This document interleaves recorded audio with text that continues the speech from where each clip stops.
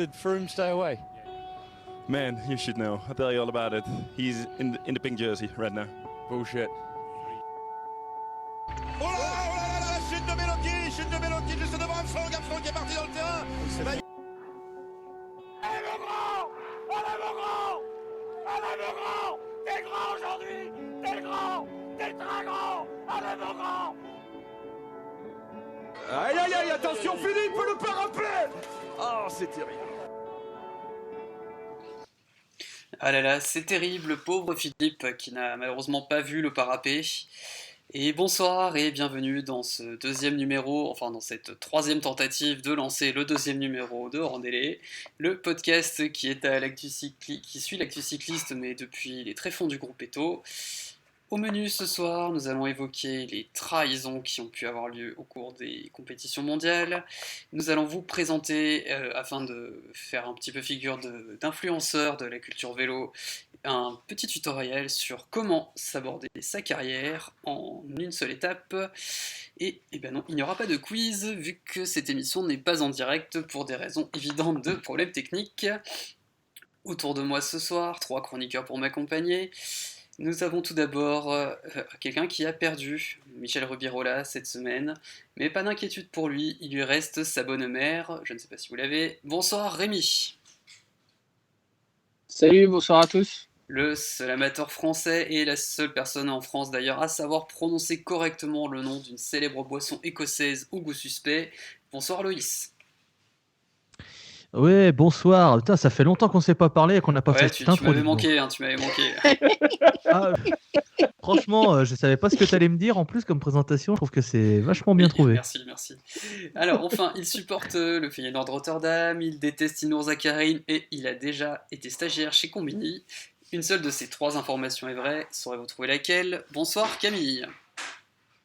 Salut. Bon les mecs, c'est la première. À chaque fois on l'a fait, c'est la première, je vous jure.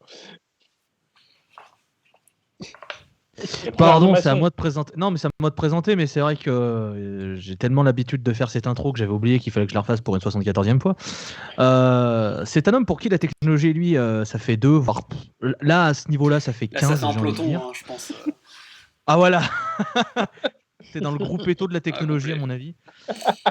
On est donc sûr et certain qu'il n'a pas pu concevoir le moteur présent dans le vélo de Cancellara. Je parle évidemment de notre présentateur vedette, monsieur Johnny Creuse. Bonsoir, monsieur Creuse. Bonjour, bonsoir, en fonction de l'heure à laquelle vous écoutez podcast. Et oui, j'en suis contrit. Bjarneris a refusé mon prototype de vélo pour Fabian Cancellara.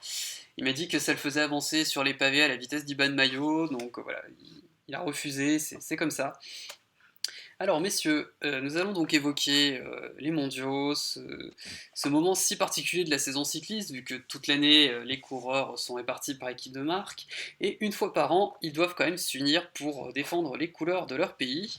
Mais dans cette compétition internationale, qui devrait donc être la lutte finale, là où les coureurs se groupent dès demain, ce n'est pas exempt de trahison, de petits moments où on se demande un peu ce que fabriquent certaines sélections. Et donc je vous avais demandé un petit peu de regarder si vous aviez un petit peu des souvenirs à ce sujet. Donc on va commencer par Rémi. Alors moi, oui, j'ai des souvenirs. Je vais faire une spéciale équipe de France. Donc j'ai sélectionné, on va dire, une trahison positive et une trahison négative. Une trahison positive. Donc, les trahisons positives. On dirait un peu l'émotion, l'émotion oui. PS, tu sais. Alors c'est une trahison, certes.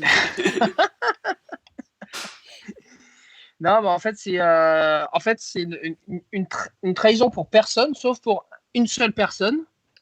Et cette personne, c'est Richard Virenque qui s'est senti trahi par Luc Leblanc lors des Mondiaux 94 à Agrigento. Il était donc trahi à l'insu de son plein gré. À l'époque, faut ça. Voilà, c'est ça. Et donc, faut ça. À l'époque, il y avait 3 leaders désignés pour l'équipe de France, donc Leblanc, Virenque et Delas Cuevas. Pour ceux qui se souviennent de Armand Delas Cuevas. Il était chauve depuis l'âge de 22 ans. Et petite pensée pour lui d'ailleurs. Je crois qu'il voilà, est décédé. C'est ça. Il me semble. C'est ça. C'est pas une tare. Oui, non, mais on le soutient. D'être décédé ou d'être chauve? D'être chauve. D'accord. Donc, pour retourner à nos mondiaux 94 d'Agrigento, donc en gros, il y a un plan, une stratégie d'équipe qui a été établie. Et Luc Leblanc, lui, il était persuadé, il a eu comme une illumination, il savait qu'il allait être champion du monde, donc il s'est fait un peu sa stratégie à lui dans la tête. Et il s'est appliqué un schéma de course qui sortait un peu de ce qui était prédéfini, quoi. Donc il a tout appliqué son plan à la lettre, c'est-à-dire au début de la course, tu laisses partir les mecs. À la mi-course, tu commences à te replacer dans la première position, etc. Dans l'avant-dernier tour, tu commences à accélérer, etc., etc. Et puis, il s'était fixé dans le dernier tour d'attaquer, alors non pas au moment où la pente est la plus raide, mais au moment où la pente est moins raide, histoire de mettre tout le monde dans le rouge et vraiment de faire la différence. Donc lui, il était parti là-dessus. Virenque, lui, il voulait attaquer au moment où c'était le plus raide. Donc au moment du dernier tour, en fait, il va avoir le blanc et il lui dit, bah ouais, bah là, il lui dit quelque chose. Et en fait, le blanc il est tellement dans son trip qu'il n'a pas calculé ce que Virenque lui disait. En gros, Virenque lui a dit, bah, je vais attaquer là. Et lui, le blanc était tellement focalisé dans son truc qu'en fait, il n'a pas calculé. Et il a attaqué à l'endroit où il avait prévu d'attaquer. Et il a fini par gagner la course après avoir lâché notamment Girotto, le dernier Italien qui restait avec Donc lui. je n'ai absolument aucun souvenir. Donc là, voilà, c'est. Alors, moi non plus, pour tout te dire. Donc le blanc finit par gagner. Virenque fait 3e. Donc là, on se dit course parfaite, équipe de France, bravo, bien joué, champion du monde, youpi, youpi. Sauf que Virenque, en fait, il a très mal vécu le truc. Déjà, dès le lendemain, dans la presse, il disait mais c'est moi qui aurais dû être champion du monde, c'est moi qui aurais dû être champion du monde, etc. Et donc, en fait, il a fait passer. Voilà, c'est ça. Et du coup, il fait passer le blanc pour un traître. Donc, le blanc, en fait, il a une petite réputation de traître qui s'est faite parce qu'en plus, en 92, au championnat de France, il a fait pareil un coéquipier je crois que c'était Gérard Ruet, il s'appelait. En fait, c'est pareil, il y a eu une histoire de tactique d'équipe, etc. Enfin, bon, bref, donc du coup, le blanc avait gagné le championnat du monde. Les championnats de France au détriment de Ruet en 92. En 94, il devient champion du monde au détriment de Virenque. Alors qu'au final, il y avait 3 leaders désignés, que le blanc il a fait une course parfaite, que c'était le plus fort et qui méritait de gagner. Donc ça c'est après, pour est-ce que Virenque, je t'interromps, mais est-ce oui. que Virenque était fait pour être dans une stratégie à plusieurs leaders? J'ai un petit doute là-dessus parce que je crois me souvenir qu'avec Jalabert, c'était pas forcément l'amour fou. Du moins durant leur carrière, ils ont l'air de s'être un peu rabibochés depuis.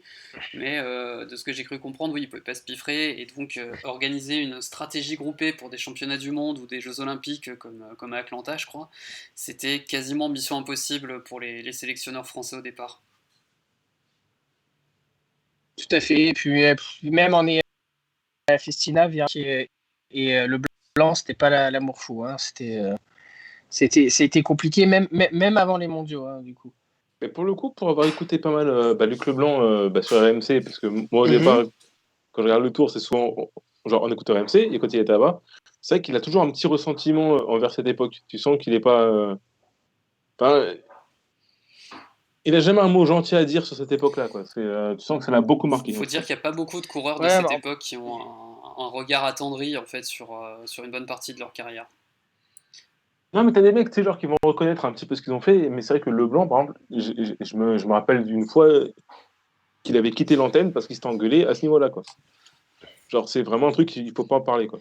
En fait, c'est un mec qui est vachement à fleur de peau, le blanc, qui est assez sensible parce que ce soit au niveau de, comment dire, de sa carrière, au niveau personnel, etc., il a eu pas mal de hauts et de bas. Enfin, c'est un mec qui est assez marqué par ce qui lui est arrivé dans sa vie perso, dans sa vie professionnelle. Donc, il est vachement à fleur de peau. Donc, je pense qu'il a eu une réaction épidermique par rapport à quand tu lui ravives certains souvenirs. Et en plus, c'est un coureur qui a été plusieurs fois en bonne position pour au moins faire podium sur le Tour de France et qui avait tendance à s'écrouler, genre sur la dernière étape de montagne ou quelque chose comme ça, quoi. Voilà, parce qu'il avait un gros problème physique à une jambe à cause d'un accident qu'il a eu quand il était jeune. Donc, il avait une jambe qui était plus courte que l'autre, etc. Donc, du coup, il compensait, il se pliait légèrement d'un côté. Enfin, ça lui faisait des douleurs, etc. Garincha du cyclisme. Non, mais tu sais que je reste persuadé que, par exemple, genre, qu'il ait quitté RMC genre, il y a 2 ans parce que Cyril Guimard est arrivé. Parce que c'est souvent avec Guimard que ça clashait. Et je pense que s'il n'est plus là aujourd'hui, c'est probablement que de ça. C'est probable. Après, Guimard, c'était son directeur sportif pendant longtemps, notamment chez Casto. Donc après ils ont peut-être ça a peut-être mal fini. Je sais pas, mais après Après Guimard, c'est souvent tout ou rien aussi. Hein. Ouais, c'est vrai. Et du coup, si je peux enchaîner du coup avec mon deuxième, ma deuxième trahison, on va dire c'est la trahison négative. Donc là, c'est les championnats du monde de Doha en 2016. Donc championnat du monde qui était dédié au sprinter sur le papier. Bah, avec 1 mètre de Donc, dénivelé sur 200 bornes de course, oui, on peut effectivement supposer ça. voilà. Donc le sélectionneur de l'époque, Bernard Bourreau, avait amené en fait un groupe de sprint qui était basé sur 2 leaders. Donc d'un côté Desmar, de l'autre Bouhanni, avec chacun leur train, etc. Sauf que Bernard Bourreau, évidemment, il a fait la reconnaissance. Alors lui, il a fait la reconnaissance en voiture. Aucun coureur n'a voulu le faire avec lui. Il a fait la reconnaissance. Il a vu les pièges du parcours, notamment la traversée du désert avec le vent. Il a fait un briefing où, au briefing, il a dit à ses gars, attention, à partir de là, il y a du vent, attention, il faut se placer, attention les bordures, attention. Les mecs, au briefing, ils avaient pas l'air convaincus. Eux, ils étaient plus là à vouloir mettre en place les trains, etc. La course arrive.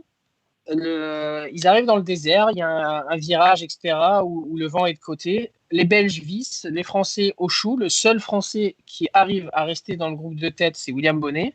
William Bonnet, au sprint, il est battu, il fait que 8e. Et tous les autres gars, Bouhanni, Desmar, et ils ont fini, ils ont été largués. Donc, en fait, Bernard Bourreau, suite à ça, il avait fait une interview dans l'équipe où il disait, il a tout expliqué en fait ce qui s'est passé. Il a dit, moi, mon message, il passe plus, je pars quoi. Donc du coup, il a quitté la sélection là-dessus. Et en fait, pour moi, c'est les coureurs, ils ont trahi le sélectionneur et la stratégie mise en place par le sélectionneur parce qu'en fait, il y avait une vraie chance de gagner vu que c'était un championnat du monde fait pour les sprinteurs. On avait 2 sprinteurs de haut niveau et les mecs ont été infoutus de suivre la tactique et du coup on a complètement foiré un championnat du monde à cause de ça. Je te rejoins parce que déjà pour moi ne pas reconnaître en vélo certaines parties du parcours c'est clairement une faute professionnelle, surtout que pour avoir un petit peu vu pas mal de photos circuler du Tour du Qatar, en général le seul truc que tu retiennes c'est les bordures dans le désert.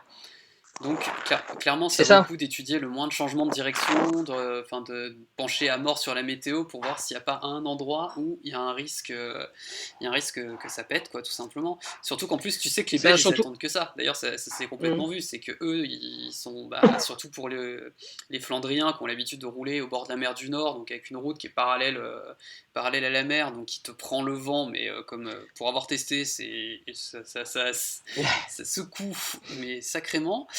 Et donc forcément, ils attendent que ça, ils sont prêts. Et donc si toi t'es pas en mesure de te dire ah tiens merde là la route on change de sens, faut que je sois devant, tu mérites pas d'être champion du monde tout simplement. C'est ça. Et le pire, c'est que, par exemple, Desmar, il a déjà couru au Qatar. Il me semble même qu'il a déjà gagné une étape au sprint à Doha, là, celle qui finit sur la corniche. Tout à fait, oui. Donc, il connaît un peu le terrain, donc il sait comment ça se passe. Donc, j'ai pas compris pourquoi ni lui ni son train étaient capables de se placer. Et Bouhanni, la même chose. En fait, je pense qu'il y avait tellement de concurrence en interne qui se sont trop focalisés sur la concurrence en interne et pas assez sur la course et sur les autres concurrents. C'est mon avis. Tu peux penser effectivement que sur une course où tu sais qu'il va y avoir des bordures, c'est compliqué de se battre pour être devant parce que c'est clairement ça, c'est tu te bats pour être dans les meilleures positions et tu te bats toute l'étape quasiment. Donc tu peux considérer que c'est compliqué. Ceci dit, ça ne justifie pas que tu aies 2 trains et que aucun des deux n'ait réussi à passer le cut tout simplement quoi. Oui, mais là, la technique est totalement ridicule. Non, mais là, genre, la technique est totalement ridicule. Mais après, c'est que là, j'en ai vérifié. Donc, du coup, genre 2016. Et effectivement, parce que, bon, je vais vous dire une connerie, mais les start lists des tours du Qatar et tout ça, elles n'étaient pas aussi impressionnantes qu'elles peuvent l'être en ce moment. Donc, du coup, je pense que très peu de gens savaient c'était quoi, en fait, les Qatar. C'est pour ça qu'ils finissent à aussi peu. Ils finissent à 50. Enfin, tes cours français sont organisés par ASO, rien ne t'empêche de passer un coup de fil à Christian Prudhomme pour lui demander 2-3 tuyaux. Quoi. Ah non, bien sûr. Non, c'est pas pour excuser le truc, mais c'est juste pour essayer genre, de comprendre et puis d'expliquer. Parce qu'en 2016, je pense qu'on court pas.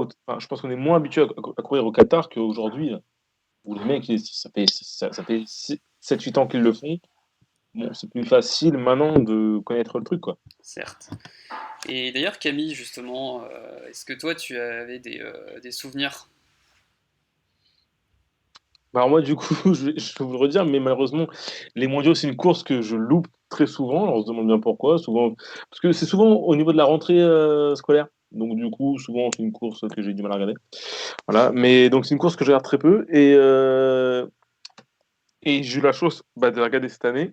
Du coup, pour le meilleur moment cyclisme de l'année 2020. Très clairement. Mais du coup, Moi, je pense que les Belges doivent prendre comme trahison le fait que Dries de Venance ait choisi de ne pas rouler contre Alaphilippe parce qu'il roulait avec lui en équipe, plutôt que d'aider un Wout van Aert qui aurait été, plutôt que de ne pas l'aider, quoi. Et en gros, c'est là où je voulais en venir, c'est que pour moi, on est sur un niveau de, on est sur un truc où pour moi, genre, les mondiaux sont archaïques en fait. Cette manière de faire les mondiaux, c'est un peu archaïque. Alors qu'on fasse des équipes nationales une fois tous les 4 ans, je peux comprendre avec Les Jeux avec Olympiques. avec les équipes nationales. Voilà, genre les Olympiques, ça représente quelque chose, mais les mondiaux tous les ans, j'ai un peu de mal à comprendre vraiment l'intérêt aujourd'hui, sachant qu'on est vraiment genre sur un truc par équipe publicitaire, quoi. Donc, et le fait que Devenance refuse totalement de courir pour son pays cette année, comment lui en vouloir? Comment lui en vouloir? Avec son pays, il doit les voir genre une fois par an, alors que son équipe, il les voit tous les jours, quoi. Après, j'aurais pu te rejoindre sur le fait que, effectivement, ça a un petit côté archaïque de courir par équipe nationale. Si on n'avait pas été champion du monde grâce à Julien Alaphilippe, quoi, c'est encore un sport d'ailleurs où la France remporte un titre mondial, ça vaut toujours le coup d'être signalé, hein, devant la Belgique qui plus est. Et voilà, c'était juste Ouais. un petit message. Moi, j'aime bien ce format, ça change. Tu vois, toute l'année, tu as des équipes de marque avec des fois des équipes qui n'ont pas de nationalité dominante, hein, parce que même si par exemple la Deceuninck, on sait que c'est une équipe belge, quand tu regardes leur composition d'équipe sur les grandes courses, tu as très peu de Belges. Hein. Tu en as 2, 3 maximum, et Ouais, encore. c'est vrai. Donc du coup, je trouve que par équipe, en fait, ça nivelle un peu plus le niveau. Ça rebat les Et cartes, je suis ça assez permet, d'accord. voilà, ça rebat les cartes. T'as pas les mêmes directeurs sportifs, t'as pas les oreillettes. Tu as une course en circuit à l'ancienne. Enfin, du coup, tu peux, au niveau de la stratégie, de la tactique, tu peux changer des choses. C'est-à-dire que tu as un choix de coureur qui est plus limité ou qui est plus grand selon les nations, etc. Donc, tu peux mettre en place des choses différentes. Moi, je trouve que c'est assez plaisant, quoi. Ça change un peu du moule de ce qu'on voit toute l'année, la course aux oreillettes, les trains, les C'est machins. plaisant. C'est vrai que c'est plaisant à regarder, mais je trouve qu'en termes sportifs, Après, ça crée encore les de belles mondiaux, amitiés, si tu veux. Tu regardes un petit ouais. peu Pinot et Alaphilippe, qui ne roulent jamais l'un contre l'autre, hein, clairement, même en étant toute l'année dans des équipes différentes. Quand il y en a un qui peut filer un coup de main à l'autre pour X ou Y raison, là ça s'est encore vu sur le Dauphiné où Alaphilippe a pris un relais de 20 km pour essayer d'aider Thibaut à remporter la course. Donc ça peut-être créer des liens, quoi, un petit peu. Et on a eu une super course d'équipe, je me souviens, je crois, un modèle du genre, c'était la course Espoir, ça va te plaire Rémi, que gagne Romain Sicard. Non, mais ça crée des liens. Ça crée des liens, je veux bien, mais à un moment donné, genre, là, genre, le problème, c'est que là, j'ai l'impression que cette course, c'est plus du folklore plus qu'autre chose, sachant qu'en plus, bah, ils ont quand même genre, créé donc, les championnats d'Europe, qui devraient donc justement être genre espèce d'antichambre de ces championnats du monde. Mais quand tu regardes que ils sont même pas rangés en termes de parcours, c'est-à-dire que le sélectionneur français, il va devoir faire une équipe de sprinters pour le championnat d'Europe, pour ensuite aller faire une équipe de punchers pour le championnat du monde. Donc en gros, tu crées pas d'émulation comme comme sur d'autres sports où tu as le même pool de coureurs, de joueurs, de basketteurs, de footballeurs. Tu as le même pool pendant à peu près un an et que tu fais genre 4-5 courses. Non, là, tu en as deux. Et deux qui se ressemblent pas et où tu appelles totalement genre des gens Ça, j'aime différents. bien l'idée, tu vois, pour le coup. J'aime bien l'idée que justement on ait potentiellement deux compétitions qui peuvent justement des profils variés, quoi. Parce que tu vois, typiquement les championnats du monde pour les grimpeurs, c'est pas si souvent que ça arrive. Donc permettre aux sprinters de faire quelque chose en même temps. Chute du verre. Ouais, là, les mecs, là, je crois qu'il y a des grosses chutes de verre là. Attendez une seconde. Je mets une pause à enregistrer. Il a été racheté par. Non, c'est bon. Le verre a fini de chuter. Okay. Chute du verre, terrible. Je suis pas sûr qu'il se relève, Thierry. Je crois qu'il attend l'ambulance. Attention, le verre, le parapet. C'est la clavicule. Enfin, je comprends ce que tu veux dire, c'est genre sur le fait que oui, c'est sympa qu'il y ait genre une course pour de ça, mais moi, du coup, je préférais que on s'arrange pour que sur une année, les mondiaux, l'Europe, Asie, Afrique, tous quasiment sur le même moule, comme ça on peut créer un vrai groupe, de cyclisme. Parce que là, techniquement, qu'est-ce qu'il a fait Vauclair? C'est qu'il a pris genre 8 mecs, parce qu'il a pris 7 ou 6 mecs qui pouvaient aider Alain Philippe. Ils ont dû rouler ensemble 3-4 jours et c'est tout. T'as pas une vraie émulation. Ça ressemble pas à une équipe de Je France. suis pas si d'accord, hein, parce que franchement, pendant la course, ça se voyait que certains sont vraiment fait la peau. Enfin, là, je crois que c'est Nance Peters qui prend un relais absolument énorme pour quand il y a eu la tentative de bluff là, à 80 km de l'arrivée. Et Paché et Peter, je crois. Ouais, Paché et Peters. T'as Guillaume Martin qui a très bien fait son taf aussi. Martin exceptionnel. Ouais. Franchement, moi j'ai trouvé que c'était vraiment une course parfaitement bien menée, celle-ci. Je pense que Veuclair joue un gros rôle là-dedans. Je pense un mec qui est assez fédérateur, qui est proche des coureurs parce qu'il était encore coureur il y a quelques années. Très bon tacticien. Qui les connaît tous, qui est très bon tacticien, il connaît très bien. Je pense qu'il sait motiver, utiliser les bons mots. Et les mecs, je pense qu'ils ont envie de se dépouiller pour un leader. Ils savaient que la course, ça correspondait parfaitement à la Philippe et qu'ils allaient se faire la peau avec lui, pour lui, et qu'ils allaient finir par qu'ils aient tout donné pour que Alaphilippe ait plus de chances de remporter, qu'il soit bien placé, etc. Et c'est ce qu'ils ont fait et ça a marché. Exactement. Ceci dit, nous ne sommes pas là pour parler de situation, de stratégie, d'équipe qui ont marché. Loïs, est-ce que tu as des exemples de stratégie avec un peu moins de réussite au mondiaux? En fait, moi, c'est pas que j'ai pris le contre-pied, mais disons que j'ai parlé d'une trahison d'un coureur envers la compétition, à savoir la trahison d'Alaphilippe envers les championnats du monde. Parce qu'en fait, pendant 2 ans, les championnats du monde ont fait un doigt d'honneur immense à Julien Alaphilippe. Et en fait, il s'est relevé et en 2020, il a montré que non, il allait être champion du monde. Parce que en 2017, à Bergen, on se souvient de la magnifique réalisation espagnole de la Norvège. On a tout vu d'ailleurs, hein, c'était je pense, en fait, je ne vous l'ai pas dit, mais c'est moi qui étais à la technique ce jour-là. C'était donc ça. Mais du coup, ouais, ce magnifique championnat du monde de Bergen où putain, Alaphilippe il est devant, putain, mais les caméras, il va débarquer, il va arriver, il n'arrive pas. Qui c'est là? Mais pourquoi? Qui est devant? Mais on est tous morts 3 fois hein, pendant le plan fixe. Hein. Moi j'étais debout devant ma télé, j'étais là, je suis ouais, on va gagner. D'un coup je vois Valgren débarquer, je fais mais c'est quoi ce bordel? C'est ça. Ah ouais, non. Déjà c'est qui? Je pense qu'on a tous pris une clim, une monstro-clim. C'est ça. Oui. Ah mais clairement on aura tous des sacrés souvenirs vis-à-vis de Julien Alaphilippe au mondiaux. Ça ce sera gravé dans les mémoires de tous les fans de vélo. Quoi. Et c'est pas fini. Et c'est pas fini puisque donc 2017 Bergen déception tout ça, 2018 parcours à Innsbruck, l'équipe. On a Romain Bardet en forme, on a Thibaut Pinot. Là, c'était la All-Star Team, hein, clairement. Là, très clairement, c'était une des équipes de France les plus fortes, je pense, qu'on avait sur le papier. Oui. Et quand on arrive dans l'avant-dernière bosse à 18 km, ça se confirme. On a une équipe de France ultra forte. Et on voit le train des 3 coureurs. Et pareil que Bergen, on voit les 3 coureurs avec Alaphilippe protégés par Bardet et Barpino, on est en mode oh putain, c'est cette année, c'est maintenant, sortez le popcorn. Et Thibaut qui envoie assez de watts pour chauffer une ville comme Tarare, quoi, typiquement. Ah mais Bardet en leader qui met ce qu'il faut comme énergie, Pinot derrière qui est là, où on sent qu'il est le plus fort des 3, mais on sait que tout est pour Alaphilippe puisque tout a été fait pour Alaphilippe. Et mon Julien Alaphilippe qui malheureusement n'a pas les cannes. Et qui lâche, et Pinot qui est là pour essayer de le remonter et qui du coup se saborde.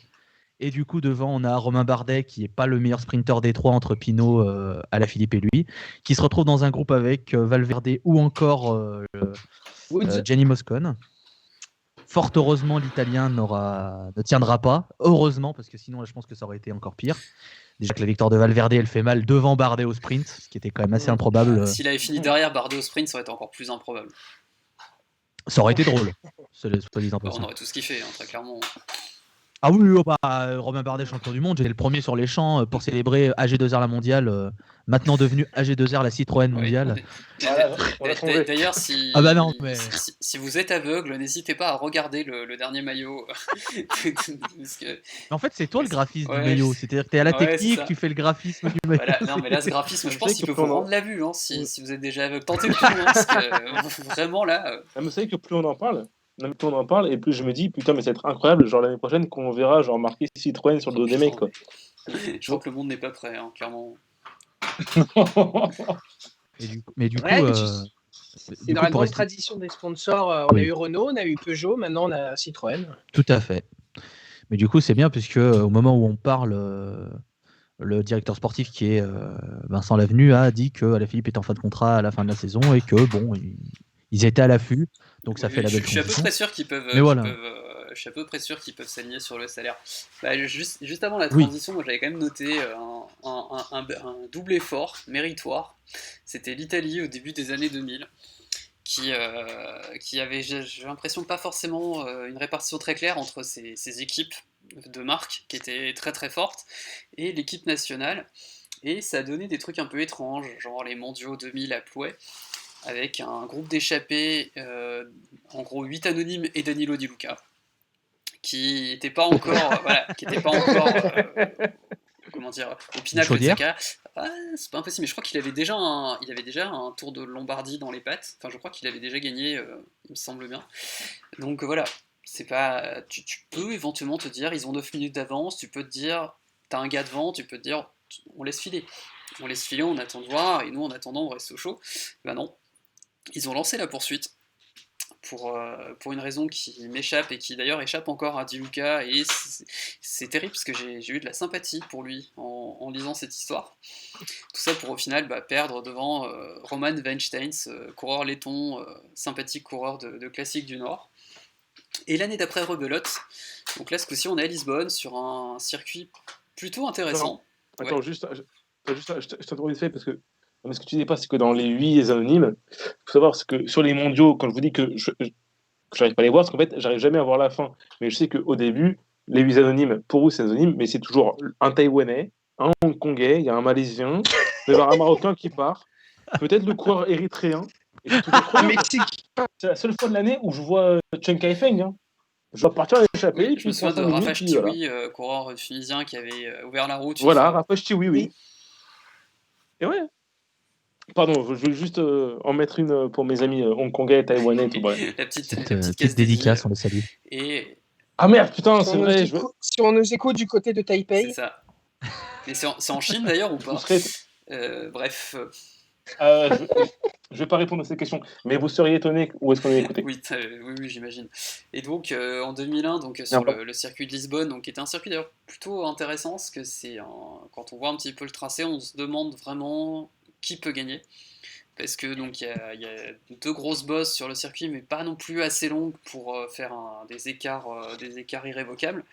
Et là, dans la dernière boucle, qui est donc le peloton démarre groupé. Gilberto Simoni, donc vainqueur du Giro cette année-là et qui venait de gagner une belle étape sur la Vuelta, met contre Jan Ullrich et met une sacoche dans la bosse, tout à fort beau gabarit ma foi. Il part tout seul et donc là il y a l'Espagne qui tente un petit peu dans la descente d'embrayer avec Joseba Bellocchi qui roule tout seul en tête, mais qui est vraiment tout seul. Donc là, ça commence à sentir bon pour le coureur du Trentinois. Et pour une raison encore une fois un petit peu plus obscure, c'est Paolo Lanfranchi qui sort et qui emmène dans sa roue, je crois que c'est Valjevic, et qui relance complètement la poursuite pendant 1 km. Oula. Oh, c'est vrai. Qui relance complètement la poursuite sur 1 km et qui d'ailleurs, voilà, j'avais un extrait vidéo où on entend les commentateurs espagnols se dire qu'il est en train de leur rendre un fier service. Bel hommage, hein, franchement. Alors, peut-être que le fait que dans son groupe il restait Oscar Freire, Paolo Bettini, coureurs comme lui à la Mapei, alors que Simoni était à l'époque encore, je crois, chez Lamprey. Peut-être que le sponsor, surtout que le Dottore Squinzi, qui était le patron de la Mapei, n'était pas réputé forcément pour être un enfant de cœur dans la gestion d'équipe. Peut-être que ça est rentré en ligne de compte. Mais ceci dit, ça n'a pas forcément rendu service à Lanfranchi, qui s'est retrouvé sans contrat à la fin de cette saison-là. Et je ne sais pas comment on dit, en parlant d'enfant de cœur, Paolo Lanfranchi. Mais attends, en parlant genre d'enfant de cœur au niveau gestion d'équipe, sur une échelle de nul à Cédric Vasseur, on est où? Sur Lanfranchi, je crois que sa plus belle victoire, c'est l'étape reine du Tour de Langkawi, en Malaisie, qu'il a gagné 2 fois. Voilà, ça donne une idée du personnage. Oui. Ouais. Après, s'il d'accord. était dans l'équipe d'Italie, c'est que ça devait être un gros rouleur. Non, mais en quand même. fait, j'ai regardé un petit peu, il passait bien les étapes de moyenne montagne. Je crois il en gagne une d'ailleurs sur un Giro. Il tapait des top 15 en grand tour. Donc, ouais, non, c'était pas non plus. Je pense que c'est un mec qui est, Ah ouais, c'est voilà, quasi c'est un mec cadeau qui est du pris Grand pour faire un bon équipier, quoi. Mais qui, du coup, a causé la perte de Simoni. Alors, j'ai pas trouvé d'article en français qui en parle. Par contre, en italien, on en trouve beaucoup et ça s'appelle La trahison de Lisbonne. En fait, ça démarre par Vafranculo, donc du coup, Ah oui. on a un peu compris Oui, on a un peu compris je l'idée. pense que Lanfranchi est interdit de séjour dans le est 31. bien vu. Il est Oui, bien tout vu, à fait. quoi. Tout à fait, tout à fait. Mais effectivement, donc voilà, ce fait que malgré ce grand service rendu au sponsor Mapei, Lanfranchi soit retrouvé sans contrat, ça peut éventuellement nous permettre d'aborder la deuxième partie de l'émission qui porte sur des choix de carrière plutôt peu, donc, comment dire, plutôt un peu malheureux, ou des fois un simple choix d'équipe peut nous permettre de complètement disparaître de la circulation. Loïs, est-ce que tu as relevé quelque chose dans ce style? Ah oui. Ça vient Oula. de loin, ça. Alors, C'est beau. bah, non, mais si je vous dis un champion des Pays-Bas sur route, deuxième du Tour des Flandres 2015, sixième du Tour de Flandre 2012, cinquième de Paris-Roubaix 2012, troisième de Paris-Tour, troisième de Paris-Roubaix Langevel. 2013, victorieux Terpstra. de Niki Terpstra, tout à Ah oui, fait. ah bah, il tapera, clair. Niki Terpstra, un fabuleux coureur de classique, très très beau palmarès à la Quick Step, qui s'est décidé de flinguer sa fin de carrière en signant chez Direct Energy. Espérons pour lui que ce soit puisque Total qui paye le salaire, hein, parce que les salariés de Total étant payés sur 15 mois, peut-être qu'il y retrouve son compte, va savoir. puisqu'il arrive du coup en janvier 2019, au sortir d'une saison en 2018 où voilà, il est champion du monde du contre-la-montre par équipe, il gagne le Grand Prix E3, le Tour des Flandres. Donc on se dit super, très bonne arrivée. Ouais. Bon, il fait quand même deuxième de Paris-Tour et troisième de Kurn-Bruxelles, ce qui est pas non plus. Oui, c'est Mais bon, il fait honorable. aussi quand même troisième du Tour Poitou-Charentes en Nouvelle-Aquitaine et troisième du circuit de Wallonie. Donc tout de suite, on est quand même sur quelque chose qui a moins de prestige, Oui, j'ai c'est envie ça, de c'est vous un dire. peu, il a le palmarès sur cette époque de Lilian Gégou dans ses belles années, quoi.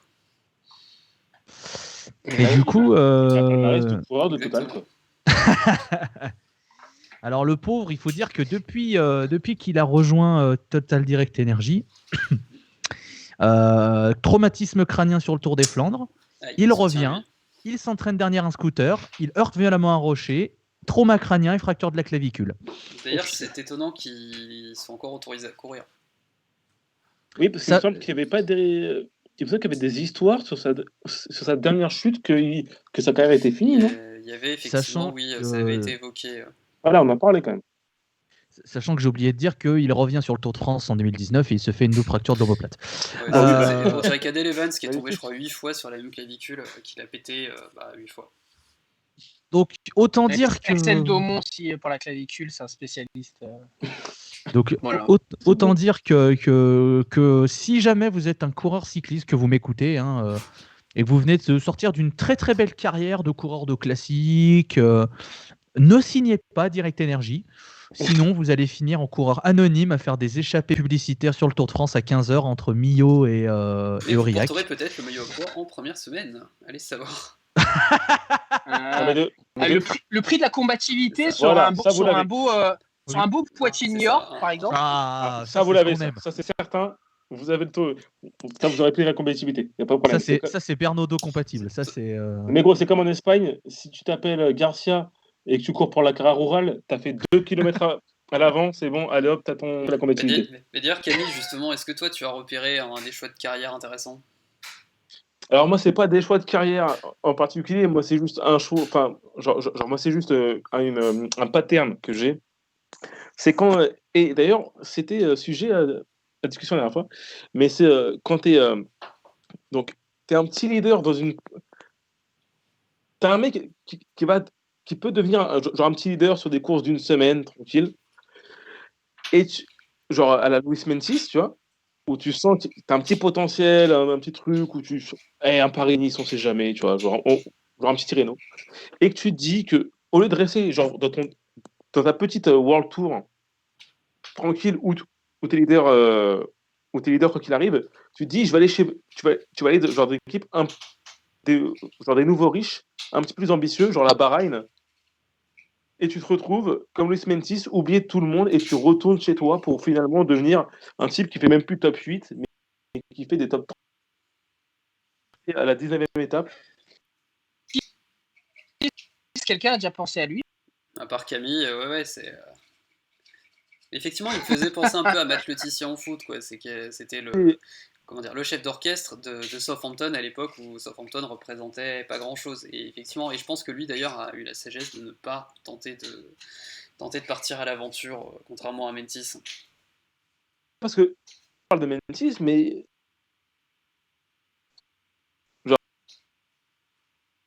genre, je vais pas dire familial non plus, tu vois.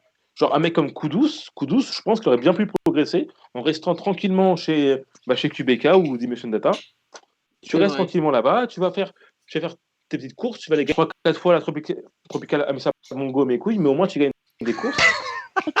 On salue du coup les participants à la Tropical Amisa Mongo. Ça, tu vois, Niki Terpstra en 2021, il a un potentiel pour aller la gagner avec Direct Energy. Il est favori pour une place en top 10, hein, tout à fait. Ah bah, il succédera à Jussi Baikanen, donc après, ça c'est pas un problème,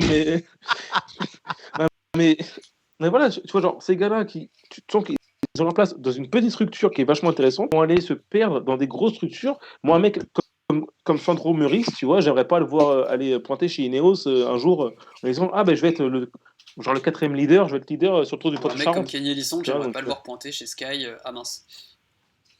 Ah merde. J'ai loupé un truc. Mais après, Elissonde. Après, il était pas mal considéré chez Sky. Elissonde, c'était un bon équipier. Non, mais surtout, genre, Elissonde, c'est quand même un des rares mecs qui a réussi à en sortir. Puisque si il abonne pas sur le Giro, sur la Volta chez Trek, je pense qu'il est leader. Hein. C'est leader chez Trek et en plus, il fait un super début de course. Oui. Donc tu vois, genre Elissonde, ils sont un peu sortis. Puis Elissonde sur une Vuelta avec 15 arrivées au sommet et des pentes moyennes à 15% sur les dernières, sur une bonne partie des cols, ça lui va très bien. Concrètement, c'est un peu fait pour lui, quoi. Clairement, les longs cols du Tour de France, c'est qu'il évite, quoi. Bah, si on se trompe pas, je crois qu'il a. Si on se trompe pas, je crois que quand il abandonne, il a toujours pas perdu de temps sur les gros. Oui, sur les gros, il est pas très loin. Donc ouais, mais par contre, en fait, il est dans un entre-deux un peu bâtard comme Guillaume Martin a été pendant une bonne partie de la course, c'est que tu t'es pas vraiment considéré comme dangereux, mais par contre, on peut pas te laisser partir en échappée non plus. C'est ça, ouais. Bah voilà, et donc pour moi, genre, comment louper sa carrière, c'est vraiment faire le choix d'aller trop vite, trop tôt sur une grosse structure et te retrouver en fait un peu bloqué dans un rôle bâtard de dernier lieutenant, de relais en échappée, mais que t'as plus jamais ta chance, quoi. T'as plus jamais ta carte à jouer. Ok, très bien. Rémi, est-ce que tu partages un peu ce point de vue? Oui. Après, Ineos, c'est typiquement le genre de structure où un coureur qui est, on va dire quoi, on va dire il est bon ou moyen bon. C'est-à-dire que c'est pas dans le dans le top tier des gros coureurs, et c'est juste un peu dessous.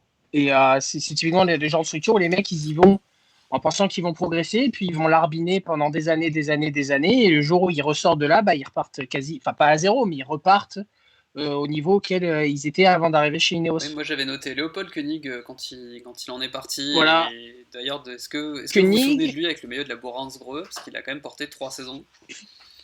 Le problème, c'est que lui, il était dépressif quand même. Oui, il y a eu ça aussi, ça n'a pas aidé, mais je me demande d'ailleurs, il n'est pas très clair là-dessus, je crois que c'est Bertrand Guyot qui avait fait un trade là-dessus. Il n'est pas très clair, Koenig, quand il évoque un peu son expérience de Sky, l'exigence d'entraînement. C'est pas, comment dire, il dit pas non de façon franche et massive que ça n'a rien à voir, il dit pas non plus que, enfin voilà, c'est très particulier. Là, je viens de faire une Roland Courbis de fort belle qualité. Ouais, je peux pas te dire que c'est particulier, mais je peux pas te laisser te dire que c'est particulier non plus. Koenig, alors, je peux dire des conneries là-dessus, mais c'est ce qui est devenu Bourgman en fait. Genre, j'aurais bien vu Koenig être Bourgman. Oui, quoi. Ouais, c'est un peu le même potentiel que Bourgman. Ouais, c'est à peu près le même niveau. Bon top 5, top 10, quoi. T'as raison. Faire podium sur un malentendu. Bah, il a fait top 10 sur les 3 grands tours. Il a gagné une étape sur la Vuelta, je crois. Il a un bon petit palmarès un bon petit palmarès, un bon petit des bons petits accessites pour un mec de C'est ce ça, niveau. c'est Quoi. Kartoffel, Carlos Sastre un petit peu, quoi. Et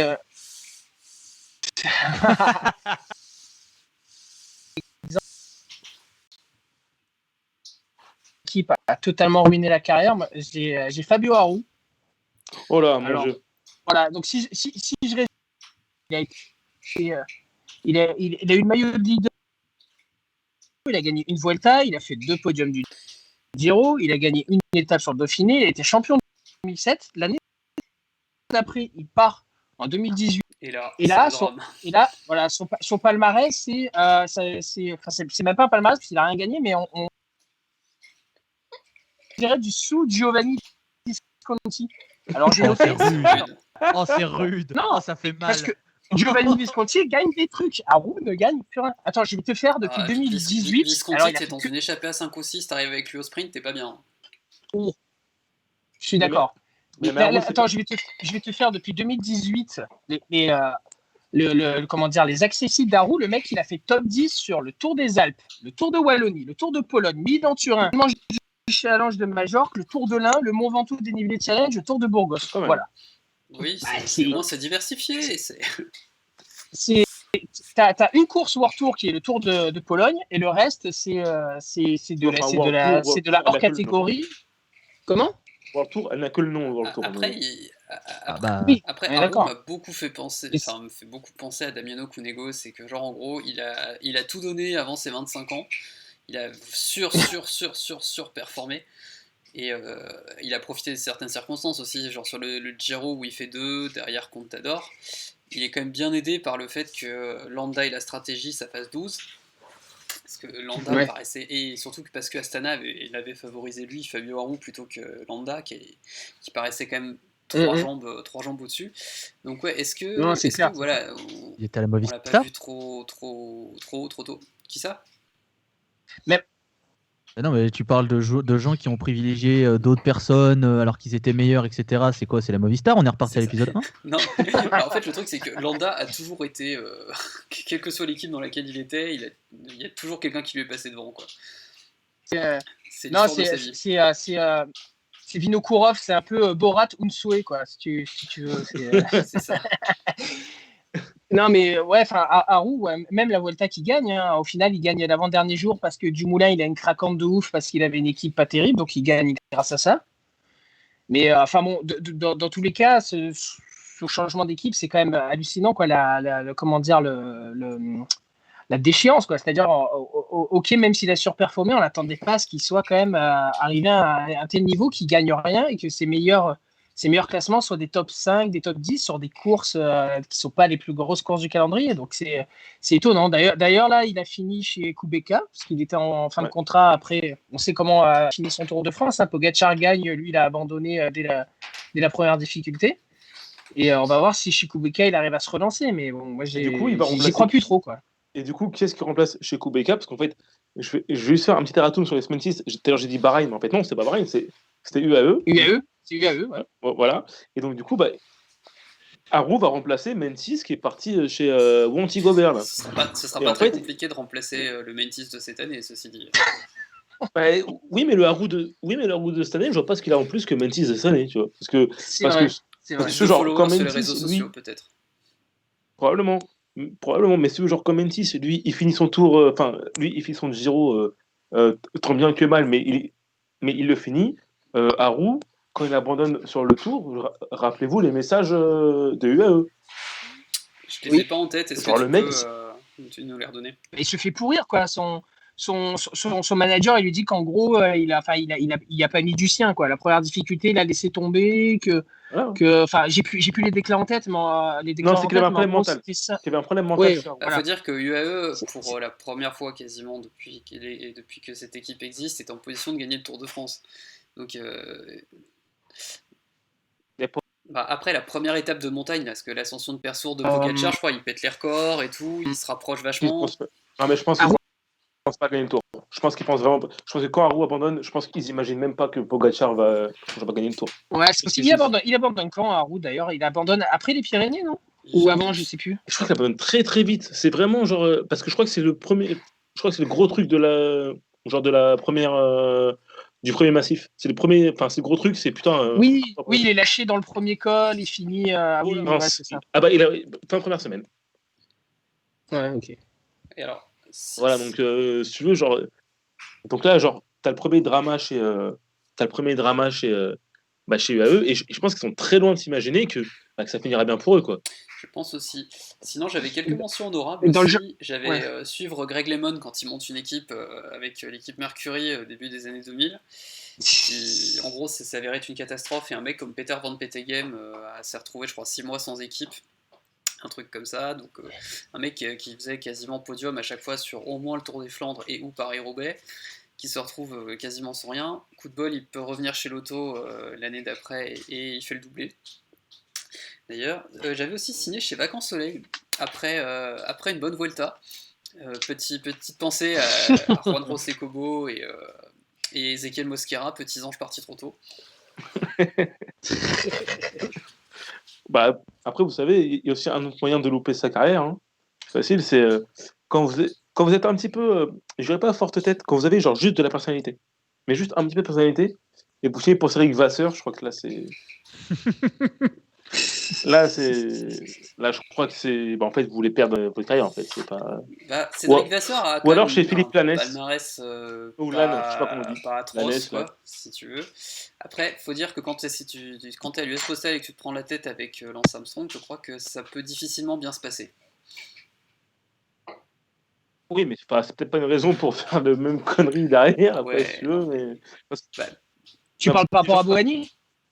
Je pense à Bouhanni, Rossetto, par exemple, là, qui va devoir arrêter sa carrière, alors que je pense que le mec, il a encore 2 ou 3 ans dans les Puis que pattes. c'est un bon rouleur, Ouais. enfin, je veux dire, il peut toujours dépanner dans une équipe pour rouler sur du plat, des chronos Je pense par que- équipe, ce genre de choses. Parce que Mathé Mardonès aussi, hein, encore de quoi faire 2-3 petits. Enfin, de faire une année en tant qu'équipier, mais qu'il est dégagé comme un malpropre. Tu vois, c'est vraiment genre la manière de gérer chez Cofidis. Je pense qu'il faut vraiment qu'il faut vraiment savoir suivre il faut vraiment savoir mettre sa fierté de côté.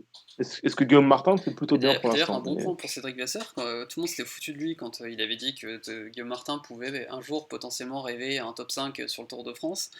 Et en fait, Guillaume Martin nous a montré cette année que c'était quand même quelque chose qui n'était pas du domaine du pur fantasme. C'est vrai. Moi, Alors, j'avoue, je m'étais bien foutu de sa gueule et j'avoue qu'il m'a bluffé. Le problème de Martin, c'est que c'est un Alors, pas du diesel. pur C'est que fantasme, je pense qu'il finit loin, quand même, hein. s'est pas vraiment démarré. En chrono, c'est très très compliqué. Mais par contre, ouais, c'est quelqu'un qui, sur l'endurance, peut faire facilement, je pense, un top 10 sur le tour.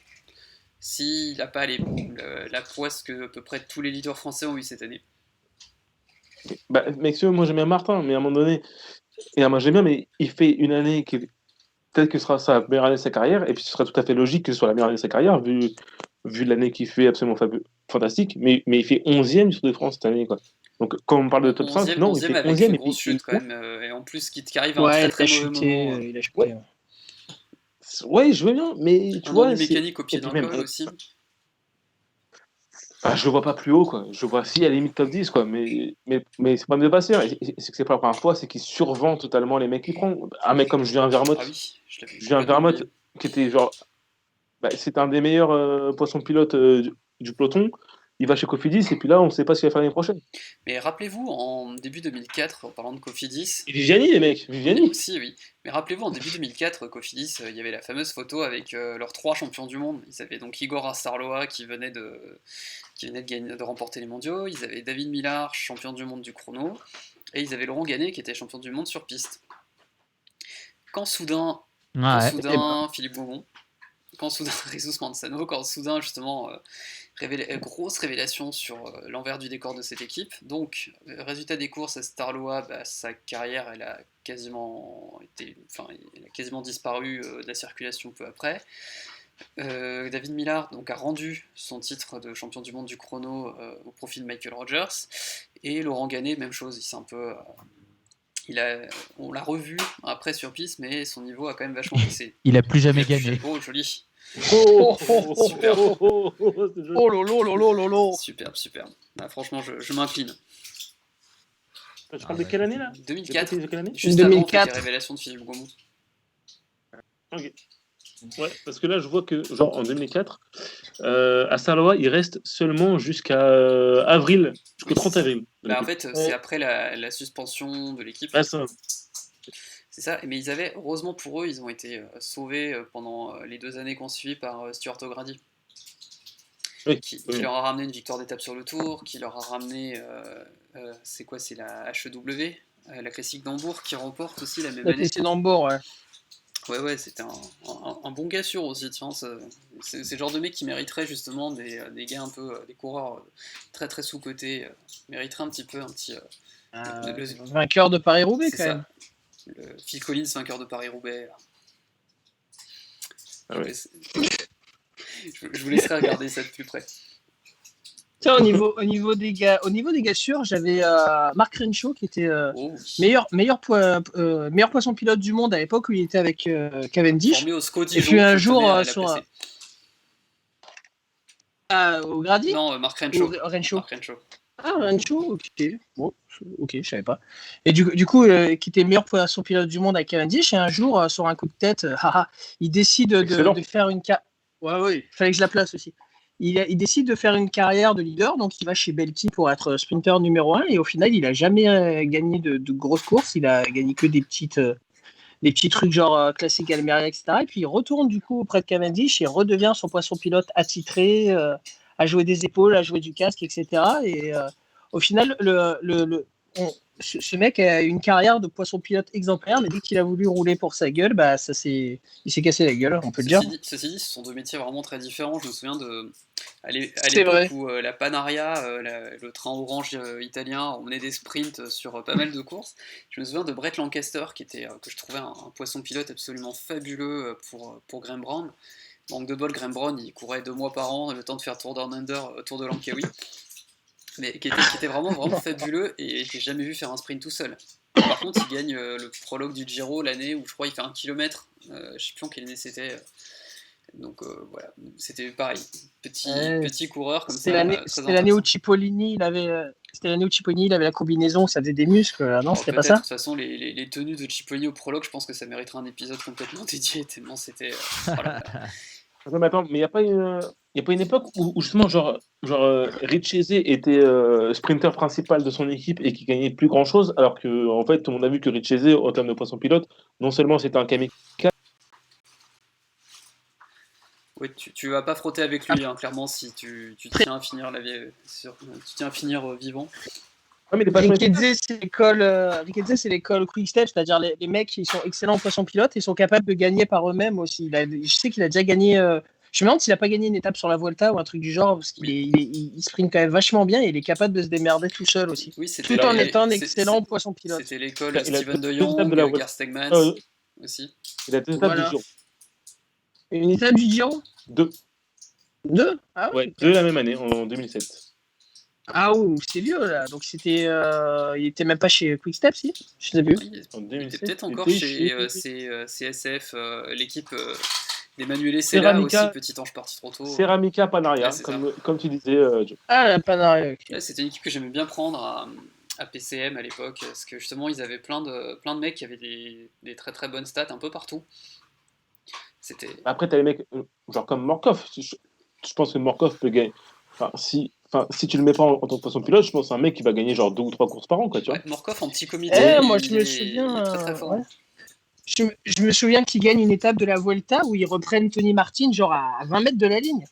Il y avait une histoire comme ça où Tony Martin avait fait une échappée, Oui, il a fini en obligé, solitaire, c'était une il a été étape. obligé de vachement anticiper le sprint, Morkov, justement, parce qu'il était obligé de faire Voilà. un sprint très très long.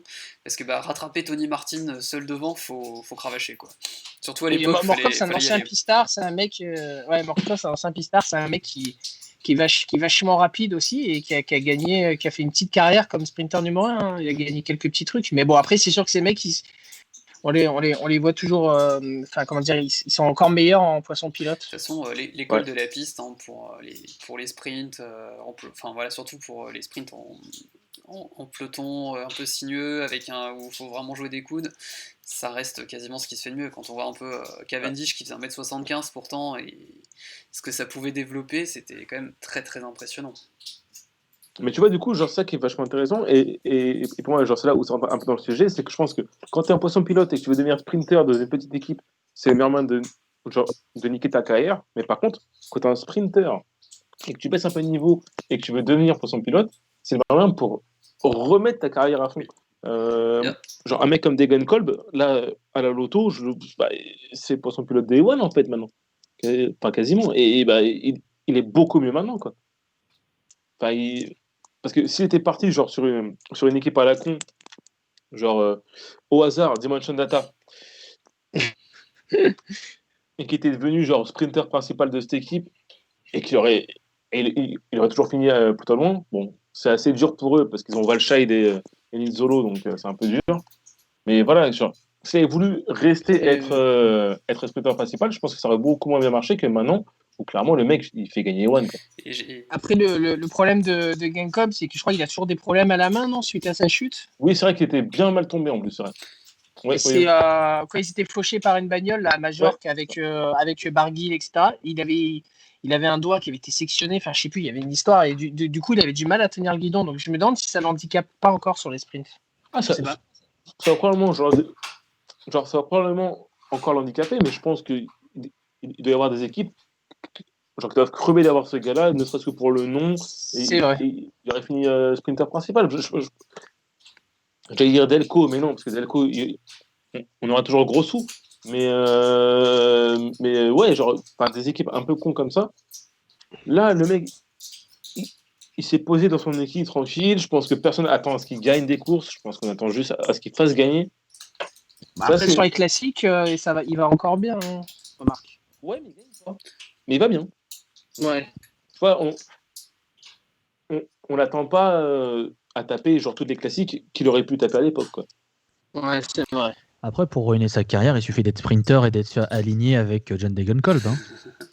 Ça marche bien. Disons que ça n'ampute pas au choix de l'équipe, ça ampute juste. Ou de frotter contre Dylan c'est Groenewegen aussi. Oui, je voulais dire Groenewegen, pas Degenkolb, pardon, excusez-moi. Bah oui, parce que Degenkolb, non, il n'y a pas de vanne. Alors Groenewegen, oui, tout de suite. Ah oui. Oui, non, mais je vais faire une vanne, je parle pas et je loupe ma vanne. On dirait Brian Cocard, il essaye de faire un sprint, il fait 8ème. on apprécie. Et j'en ai deux pour terminer, c'est aussi quand t'es poisson pilote d'Armstrong en montagne et que t'essayes de t'émanciper sur le Tour de France, ça marche pas toujours très bien. Petite pensée. T'émanciper d'Armstrong, petite pensée à Roberto Heras, Floyd Landis. Quand tu t'émanciper d'Armstrong tout court, t'as pas besoin d'être poisson pilote en montagne. Même si t'es genre random sprinter et que tu veux t'émanciper d'Armstrong, t'es baisé. Non mais quand je dis poisson pilote en montagne, c'est que vu les vitesses des trains au pied de certains cols. Oui, bien sûr, on est con. Je pense que voilà, on en était là-dessus. Donc, je vous remercie, messieurs, pour ces échanges si vifs et si forts. Je vous laisserai chercher la référence, c'est assez rigolo à trouver. Je vous mettrai sûrement le lien au moment de partager.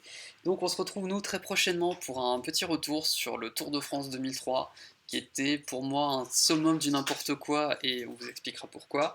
Donc on est désolé pour les problèmes techniques, encore une fois, mais voilà, je pense qu'on va rester maintenant sur ce format-là, parce que voilà, il en va de ma santé mentale. Donc sur ce... On va trouver, Ouais. t'inquiète. On va trouver comment Exactement. Donc sur ce, voilà, il nous reste à vous souhaiter de bonnes fêtes, prenez soin de vous, et à bientôt. Salut à tous. faire. Salut.